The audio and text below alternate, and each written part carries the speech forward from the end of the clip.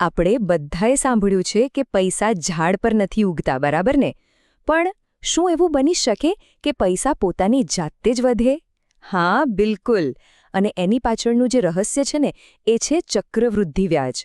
તો ચાલો આજે આ જબરદસ્ત કોન્સેપ્ટને એકદમ સરળ ભાષામાં સમજીએ. તો સવાલ એ છે કે પૈસા જાતે ને જાતે વધે કેવી રીતે? શું આ કોઈ જાદુ છે? વેલ, જાદુ તો નથી, પણ જાદુથી કમ પણ નથી. આનો જવાબ ફાઇનાન્સના એક બહુ જ સુંદર સિદ્ધાંતમાં છુપાયેલો છે. આ એ જ સિદ્ધાંત છે જેના પર આખી રોકાણની દુનિયા ચાલે છે.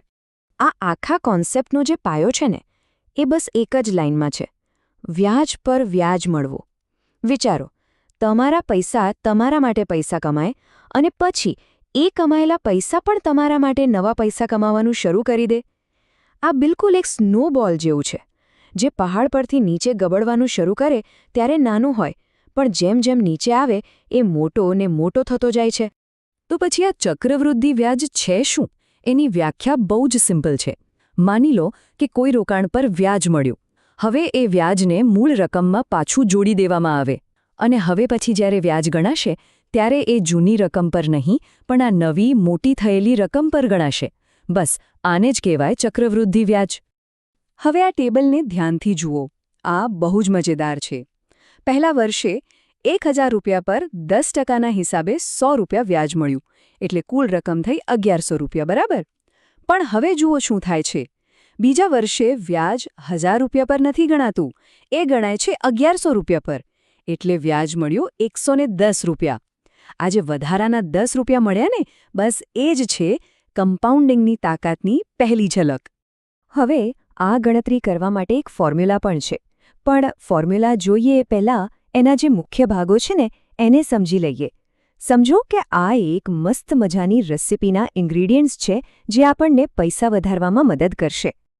તો આ રેસિપીમાં 3 મેઇન વસ્તુઓ છે.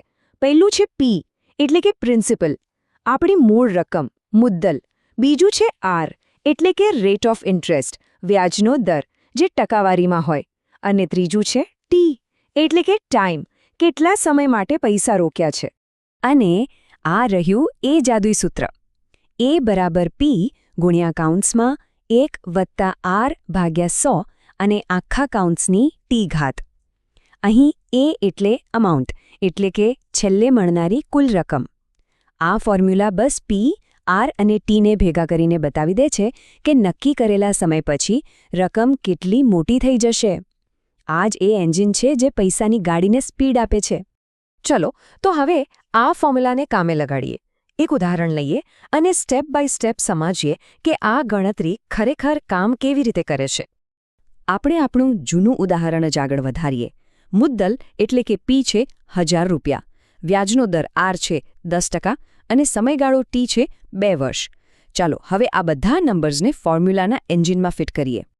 જુઓ, પહેલા વર્ષના અંતે ગણતરી એકદમ સીધી સાદી છે. 1000 રૂપિયાના 10% થયા 100 રૂપિયા, એટલે આપણી કુલ રકમ થઈ 1100 રૂપિયા. અત્યાર સુધી તો બધું સહેલું જ છે, ખરું ને? પણ હવે આવે છે અસલી ટ્વિસ્ટ. બીજા વર્ષે જે વ્યાજ ગણાશે ને, એ 1100 રૂપિયા પર ગણાશે, અને 1100ના 10% થાય 110 રૂપિયા. હવે આ 110 રૂપિયાને 1100 રૂપિયામાં ઉમેરો તો ફાઇનલ રકમ પહોંચી ગઈ 1210 રૂપિયા પર. અહીં કમ્પાઉન્ડિંગનો પાવર એકદમ સાફ દેખાય છે. તો અંતિમ રકમ થઈ 1210 રૂપિયા. હવે જો એ જાણવું હોય કે વ્યાજમાંથી કુલ કેટલી કમાણી થઈ, તો બસ આ કુલ રકમમાંથી આપણી મૂળ રકમ બાદ કરી દેવાની. એટલે કે 1210 રૂપિયામાંથી 1000 રૂપિયા બાદ કરો તો જવાબ આવે 210 રૂપિયા. હવે ચક્રવૃદ્ધિ વ્યાજની અસલી તાકાત જોવી હોય ને, તો એની સરખામણી સાદા વ્યાજ એટલે કે સિમ્પલ ઇન્ટરેસ્ટ સાથે કરવી પડે. ચાલો જોઈએ કે આ બે વચ્ચેનો ફરક સમયની સાથે કેટલો મોટો થતો જાય છે. આ બંને વચ્ચેનો જે મેઇન ફરક છે ને, એ બસ આટલો જ છે. સાદું વ્યાજ એ હંમેશા શરૂઆતની મૂળ રકમ પર જ ગણાય છે, એટલે એની વૃદ્ધિ એક સીધી લીટી જેવી હોય છે. પણ ચક્રવૃદ્ધિ વ્યાજ એ તો મૂળ રકમ અને એના પર જમા થયેલા વ્યાજ બંને પર ગણાય છે, એટલે એનો ગ્રાફ સીધો નથી રહેતો, એ ઉપરની તરફ વળે છે અને એની સ્પીડ વધતી જ જાય છે. જરા ચાર્ટ પર નજર નાખો. 2 વર્ષ પછી સાદા વ્યાજથી રકમ બને છે 1200 રૂપિયા અને ચક્રવૃદ્ધિ વ્યાજથી ₹1210. અત્યારે તો કદાચ એમ લાગે કે આ તો ખાલી 10 રૂપિયાનો જ ફરક છે, પણ ખરી મજા લાંબા ગાળે છે. જેમ જેમ વર્ષો વધશે ને, આ નાનો દેખાતો ફરક ઘાતાંકીય રીતે વધતો જ જશે. મતલબ એના વધવાની સ્પીડ પણ વધતી જશે. તો આખી વાતનો સાર શું? આ પાવરનો ઉપયોગ કરવાની રીત બસ 3 સિમ્પલ સ્ટેપ્સમાં છે. સ્ટેપ 1, P, R અને T એટલે કે મુદ્દલ, વ્યાજદર અને સમય નક્કી કરો. સ્ટેપ 2, ફોર્મ્યુલા વાપરીને કુલ રકમ A શોધી કાઢો. અને સ્ટેપ 3, એ કુલ રકમમાંથી મૂળ રકમ P બાદ કરી દો એટલે વ્યાજની કમાણી મળી ગઈ. છે ને એકદમ સહેલું? અને હવે જતાં જતાં એક નાનકડો ચેલેન્જ. જો 3000 રૂપિયાનું રોકાણ 8%ના દરે 2 વર્ષ માટે કરવામાં આવે તો ચક્રવૃદ્ધિ વ્યાજ કેટલું મળશે? જરા આ ગણતરી જાતે કરી જોજો. કારણ કે યાદ રાખજો, ચક્રવૃદ્ધિ વ્યાજને સમજવું એ પોતાના પૈસા માટે એક સુપર પાવર અનલોક કરવા બરાબર છે.